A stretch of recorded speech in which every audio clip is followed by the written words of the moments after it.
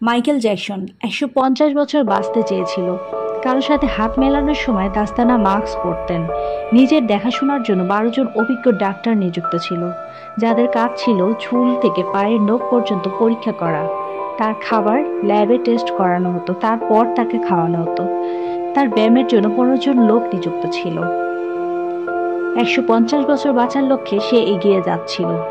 ঘুমাতেন তিনি অক্সিজেনযুক্ত বিছানায়। তাকে অর্গান ডোনেট করার জন্য বিভিন্ন লোক নিয়োগ ছিল, যাদের খরচ তিনিই চালাতেন, যাতে প্রয়োজনের সময় কিডনি, লাংস, চক্ষু এসব নষ্ট হলে সঙ্গে সঙ্গে তারা ডোনেট করেন।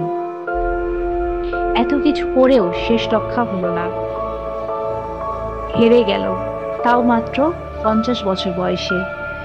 ২৫শে জুন ২০০৯ সালে তার হৃৎপিণ্ড স্তব্ধ হয়ে যায়, তাও তার সেই তৈরি করা অক্সিজেনযুক্ত বিছানায়।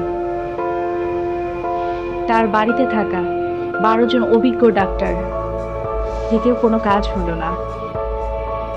লস অ্যাঞ্জেল, ক্যালিফোর্নিয়া থেকে বিভিন্ন ধরনের বড় বড় ডাক্তাররা এসেও শেষ রক্ষা করতে পারল না। জীবনের শেষ ২৫ বছর ডাক্তারের পরামর্শ ছাড়া একটা কাজও তিনি করতেন না। যে কিনা ১৫০ বছর বাঁচার লক্ষ্যে এগিয়ে চলছিল, তার এই লক্ষ্য ৫০ বছরই শেষ হয়ে যায়। মাইকেল জ্যাকসনের অন্তিম যাত্রায় ৫ বিলিয়ন মানুষ একসঙ্গে খবর দেখেছিল, যা ইতিহাসে আজও রেকর্ড করে আছে, যা আজ পর্যন্ত সবচেয়ে বড় লাইভ টেলিকাস্ট। অর্থাৎ ২৫শে জুন ২০০৯ সালে উইকিপিডিয়া থেকে শুরু করে সব ধরনের সার্চ ইঞ্জিনগুলো স্তব্ধ করে দিয়েছিল। এত মানুষ একসঙ্গে সার্চ করার কারণে প্রায় ২.৫ ঘন্টা গুগলে জ্যাম হয়েছিল, যার কারণে একদম স্তব্ধ হয়েছিল গুগলের সার্চ ইঞ্জিন।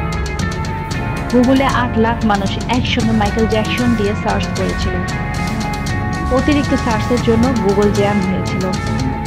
প্রায় ২.৫ ঘন্টা গুগল কাজ করেনি। মৃত্যুকে চ্যালেঞ্জ জানাতে গিয়ে তিনি নিজের কাছেই হেরে গিয়েছিলেন। সাজানো পৃথিবী, সাজানো জগৎ ছেড়ে তাকে মৃত্যুকে আলিঙ্গন করতে হয়েছে।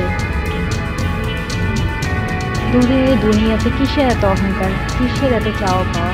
এই চাওয়া পাওয়াগুলোকে আমরা কি একটু ছোট করতে পারি না? আমাদের চাওয়া পাওয়াগুলোকে একটু সীমিত করতে পারি না? তাহলেই কিন্তু আমরা সুখী হতে পারি। একবার একটু ভাবুন, দামি বাড়ি, দামি গাড়ি এসব দেখে কাকে আপনি ইমপ্রেস করছেন? আপনার কি মনে আছে ৭ দিন আগে আপনি কি কি খেয়েছিলেন? জীবনের প্রতিটা ক্ষেত্রে কেন আমরা পশুর মতো খেতে যাচ্ছি? আগামী প্রজন্মের জন্য কেন আমরা এত সম্পদ রেডি করে রেখে যাচ্ছি? আমাদের অধিকাংশ মানুষের ২টি করে সন্তান, অনেকের আবার ১টি করে সন্তান। আমাদের জীবনের প্রয়োজন কতটা এবং এতটুকু আমরা করছি? আমাদের কি মনে হয় আমরা আমাদের সন্তানের জন্য এত কিছু করে যাচ্ছি? এটি কি আসলে করা ঠিক? একটু ভাবুন। আমরা কি অর্থ উপার্জনের সাথে সাথে আনন্দ ফিরে পাচ্ছি? গত একটা সপ্তাহে আপনি কি আপনার পরিবারকে সময় দিয়েছিলেন?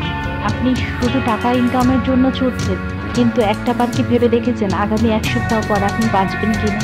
তাই সময়গুলো নষ্ট করবেন না। নিজের পরিবারকে সময় দিন, নিজেকে সময় দিন, নিজেকে ভালো রাখুন।